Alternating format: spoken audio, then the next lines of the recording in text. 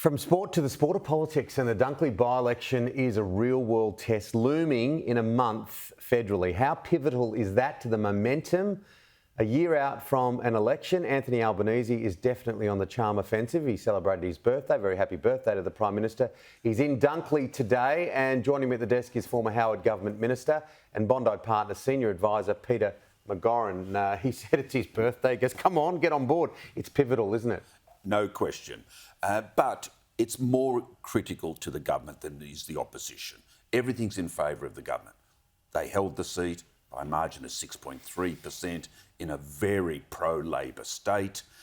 So it's an opportunity for Peter Dutton to make an impact, to improve the coalition vote, but the government has to hold this seat. It's near impossible for the Liberals to win this seat, so if they even got close to an upset win, it would give momentum to the opposition. That'd be a PR win, wouldn't it? Yes. The government's got everything to lose and the opposition's got everything to gain. Yep. All right, Parliament returns 2024 next week. It's going to be a fiery session. Both leaders know how much is at stake right now, don't they? Correct. We're in the run-up to an election, probably 12 months away, but if the opportunity presented itself, Prime Minister would go early, as Prime Ministers tend to do in their first term, towards the end of this year. The ground has been staked out between them. The Prime Minister's had a terrible 6 months. He's on the back foot. I wouldn't say he's on the ropes. He's a wily politician, isn't he? A wily politician. He's been there close to 30 years. The Parliament's second nature to him. He performs well in the Parliament. But Peter Dutton's a natural parliamentarian too. Yeah. They're equally matched in many ways, but Anthony Albanese has incumbency to him. Yeah, he's got all of the ability to set the agenda. The economic tailwinds are beginning to build for him. Watching Parliament sometimes would be the last thing someone wants to do. But it could be a little bit of get the popcorn and watch it the next little while, because I think it will be nice and fiery. Now, we've been discussing cost of living. We've been discussing the economy and how pivotal that is. Now, CPI numbers this week encouraging. The RBA will probably keep things on hold. We're going to see a very different setup this week, aren't we, with journalists there ready to ask questions straight after. But it does look likely after those inflation numbers that later on in the year we're going to start to see rates come down. You're perfectly correct, Tim. The December quarter inflation rate was 4.1%. The Reserve Bank was expecting 4.3%. Now the clamouring is for them to begin to reduce interest rates. All the economists that'll help the government. That indeed, they're banking on it, and you can see a bit of a spring in the step banking of Treasurer, forgive the pun, of Jim Chalmers. He seems a lot brighter the last few days. So, will there be interest rate cuts towards the end of the year, in the second half of the year? Almost certainly, if we continue in this way.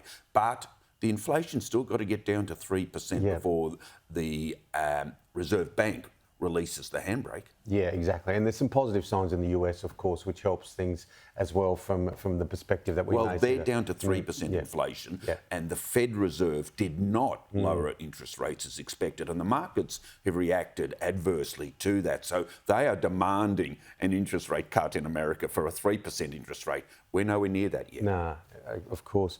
Peter Dutton says taxes will always be lower in a coalition government.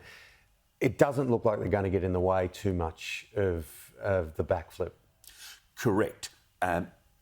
The government doesn't expect the backflip or the lie, depending on your point of view, to gain them any votes. This is all about containing the loss from the breach of promise, the breaking of the Albanese's word. So Dutton's done the only pragmatic, realistic thing, which is they will not oppose the government's proposal, which abandoned stage 3 as the Liberals proposed initially, because it would have been waved through the Senate anyway, Tim, because the Teals and the Greens and the Independents, the two they needed, would have voted for it. So Dutton's done the right thing. It's not a net positive to the government because Albanese's personal reputation's taken a hit. But I do think that line you've just touched on, tax cut for all, has mitigated for them, and that's to the Liberals' disadvantage. Australian live sheep carrier returning to Perth rather than risking the Red Sea, especially as 3 US soldiers were killed, of course, in Jordan. And Joe Biden has weighed up how to retaliate. We've seen him in Delaware this morning. Is this going to mean this will escalate? Is this part of that picture? What are your thoughts? Well, counterintuitively, it has de-escalated for the moment. Iran knows it's pushed America to a breaking point with the loss of 3 troops.